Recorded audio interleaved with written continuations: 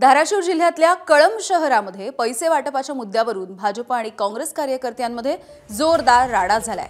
भाजप उमेदवाराच्या वतीने पैसे वाटत असताना काँग्रेस उमेदवाराच्या कार्यकर्त्यांनी रंगेहात पकडल्याचा आरोपही आहे। तर भाजप उमेदवाराच्या पतीला काँग्रेस कार्यकर्त्याकडून मारहाणही करण्यात आली। तसंच भाजपच्याही कार्यकर्त्यांनी काँग्रेसच्या कार्यकर्त्याला मारहाण केली असा आरोप करण्यात आलाय।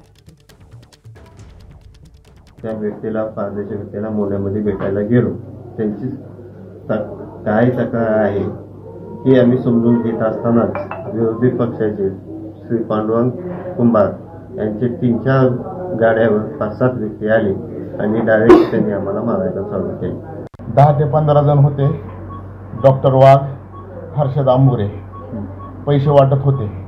मी त्यांना विचारलं, तुम्ही पैसे वाटप करू नका, लोकशाही पद्धतीने काय ते मतदारांना तुम्ही प्रेरित करा। त्यांनी माझ्यावर डायरेक्ट हल्ला केला। कशाने हल्ला झाला तुमच्यावर? लाता बुक्क्याने माझ्यावर मारहाण झाली।